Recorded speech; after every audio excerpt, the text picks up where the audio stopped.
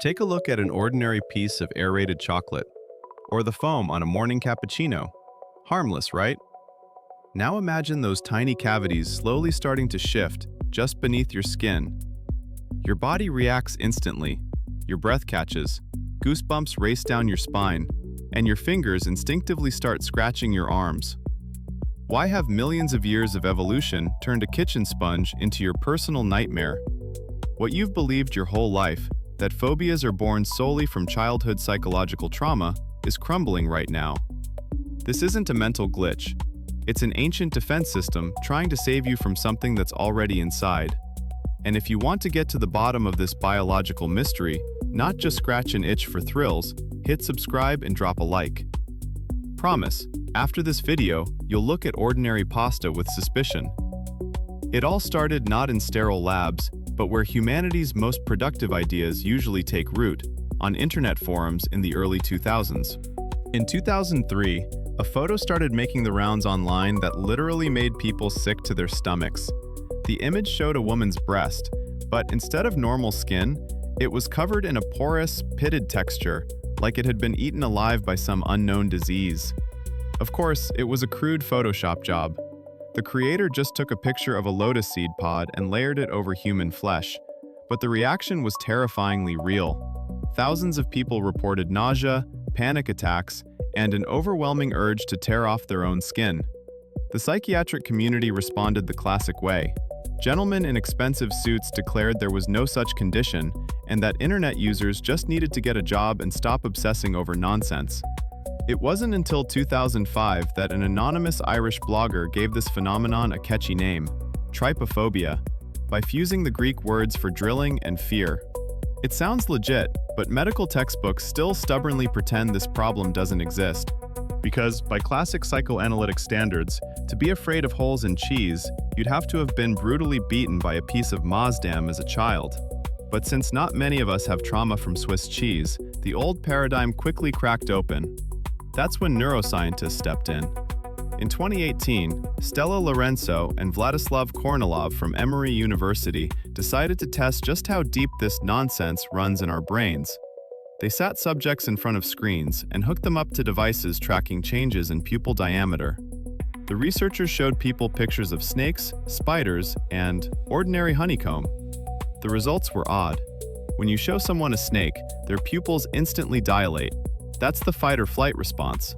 The body mobilizes resources, sends blood to the muscles, and gets ready to either strike or flee in shame. But when subjects were shown clusters of harmless little holes, the opposite happened. Their pupils constricted. Pupil constriction is the hallmark of the parasympathetic system. Heart rate slows, breathing becomes shallow, and a very physical nausea creeps into your throat. The brain doesn't see the holes as a predator. It doesn't plan to fight or run. The visual analyzer sends an alarm signal to a completely different region. The body reacts not with fear, but with deep, bone-chilling disgust. For our brain, disgust isn't just a personal hang-up, it's a wall. If fear keeps us safe from things that might eat us from the outside, disgust is the last line of defense against things trying to eat us from the inside. But here's the paradox. It's one thing to be grossed out by rotten meat. It's another thing entirely to freeze up at the sight of a porous chocolate bar you just bought with your own hard-earned cash. Why do sterile, man-made objects trigger that same primal, ancient horror, making your palms sweat and your skin crawl like millions of invisible bugs are marching all over you? Deep inside each of us lives an ancient, paranoid gatekeeper. It doesn't care about technological progress, plastic packaging, or 21st century hygiene standards. Its operating system hasn't been updated since the Paleolithic. And right now, that inner primate is scanning the world around you with one goal: to spot the signs that your body is no longer yours. Because in the wild, a cluster of neat round holes on living tissue means only one thing. Death has already arrived, moved in, and started setting up house. And that house might just be you. Imagine you're a prehistoric hunter. You have no antibiotics, no soap, and your best friend just came back from the distant swamps with strange, circular sores on his shoulder. If you show empathy, hug him, and share your meal, your genetic line ends right there. Spoiler, evolution could not care less about your manners. It only wants your surviving copies. That's why it gave you disgust. Biologically speaking, disgust is a contactless security system. We don't need to taste rotten meat to know it's off limits. We don't need to touch a tribesmate covered in sores to sense danger. A single look is enough. For hundreds of thousands of years, humanity's biggest killers weren't saber-toothed tigers. They were invisible microorganisms. Smallpox, leprosy, measles, scabies.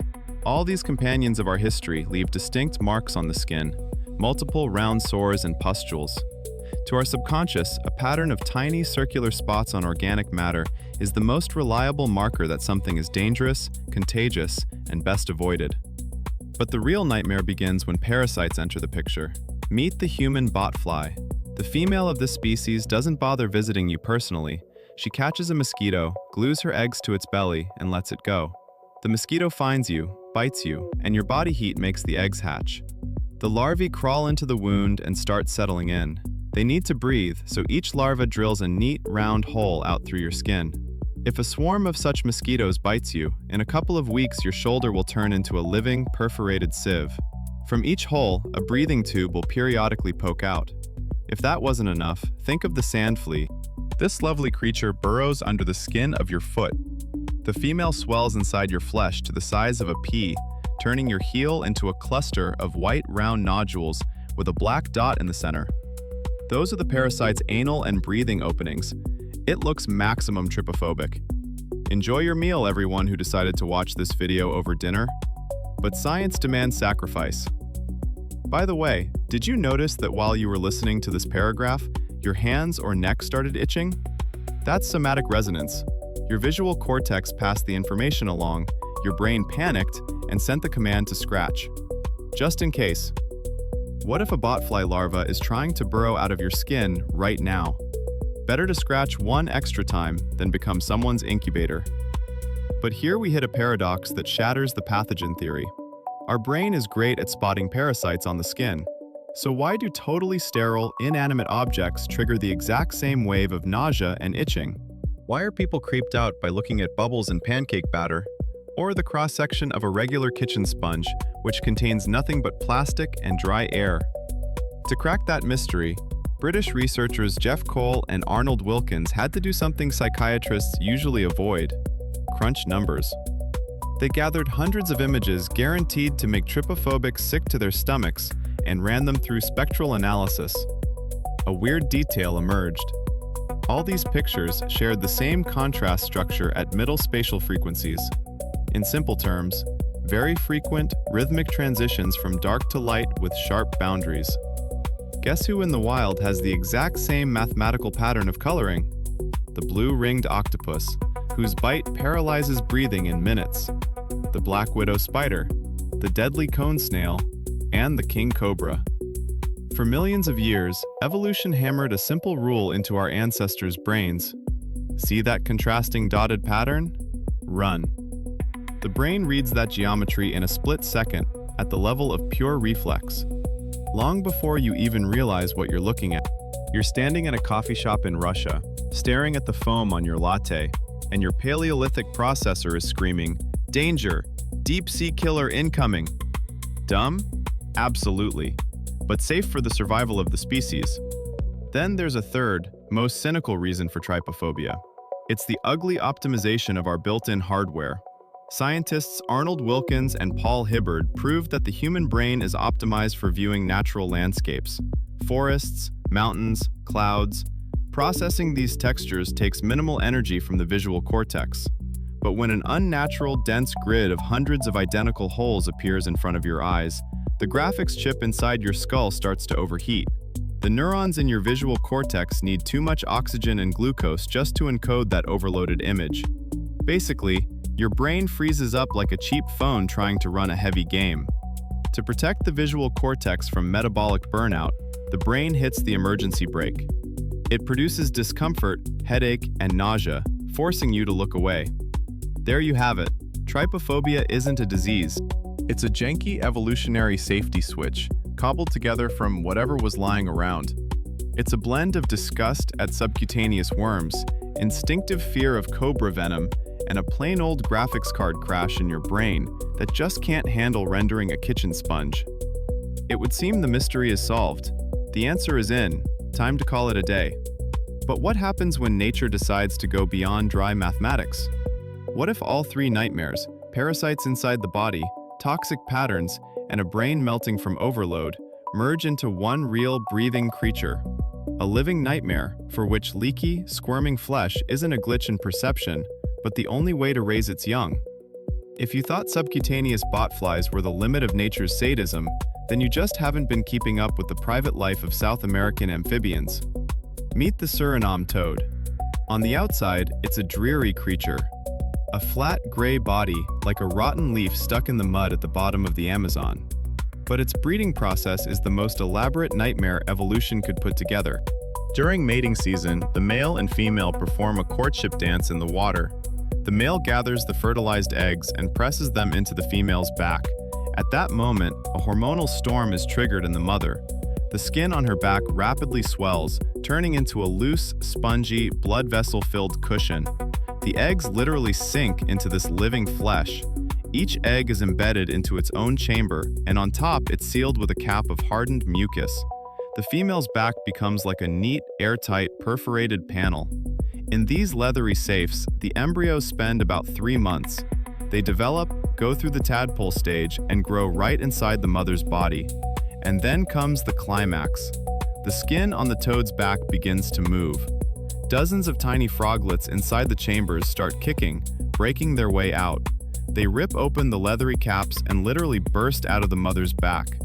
At that moment, the back of the living frog resembles a bubbling colander made of flesh. Once all the young have left the nest, dozens of gaping, ragged-edged chambers remain on the female's back. Over time, this old skin sheds and the toad returns to its usual flat appearance. Until next season. Why does watching this process trigger a cascade of reactions in us, from itching to the gag reflex? It's all about somatic resonance. Our brains have mirror neurons. They make us empathize with someone else's pain when we see them hit their thumb with a hammer. But with trypophobia, these neurons work against us. When you look at the back of a Suriname toad or a lotus seed pod, your brain projects that pattern onto your own skin. Your nervous system seriously thinks that your own body is covered in deep holes with something squirming inside them. The itch is an attempt to make you scrape off imaginary parasites. Evolution made this sensor so sensitive that it even triggers on a harmless dish sponge. It would seem all this is wild biology from distant jungles, with no relevance to our comfortable urban lives. But nature isn't the only engineer that knows about this bug in our firmware. If an evolutionary trigger has such devastating power, it was only a matter of time before people found a use for it. And those who did were the ones who fight for your attention and your wallets every day. Have you ever noticed how many monsters in movies and video games have that porous, pitted, gnarly-looking texture? Take the clickers from The Last of Us, for example. Their heads are covered in fungal growths that look like honeycombs or sea sponges. The designers weren't just making something ugly for the sake of it. They were targeting our evolutionary weak spots. They knew that texture would trigger not just fear, but a deep, gut-level disgust that borders on nausea. It hits way harder than just showing a mouthful of teeth. Internet marketers took it even further. Remember those nasty YouTube thumbnails with a finger or a foot sole covered in a lotus seed texture? The caption always promises some shocking medical revelation. We know it's cheap Photoshop, but our fingers still click the link. Why? Because our brains are physically incapable of ignoring a contamination threat. We have to take a closer look at that hole-ridden limb to make sure we're okay. It's pure exploitation of our immune system software for views and ad money. But the biggest battle with trypophobia isn't happening on screens, it's happening on our streets. Have you ever wondered why modern architecture is so obsessed with flat, sterile surfaces? Patterns in wood have given way to minimalism: polished concrete, seamless plastic, monolithic glass. This isn't just a designer whim, it's our collective manifesto against nature and its decay. We're building cities that act like disinfectants. There's no room for cracks or honeycomb patterns where bacteria or parasite larvae could nest. The smooth wall of a skyscraper is a symbol of victory over a world of chaos and microscopic killers. Here's the paradox. We live in an era of space tourism, neural networks, and complex surgeries. We write code and fly planes, but underneath that thin layer of civilization, there's still a scared primate from our wild past. A primate terrified of catching an infection from a river sponge. All our high-tech advancements are just an attempt to calm that inner beast. Take a look at what you're holding right now. The screen of your smartphone, absolutely smooth, perfectly flat piece of glass. Not a single pore, not a single crack. It's the most anti-trypophobic object in the universe. Maybe we love our phones so much not just for internet access. Maybe this glass rectangle is our main digital shield, our portal to a fictional, perfectly smooth world where no parasite can ever burrow a hole into our flesh.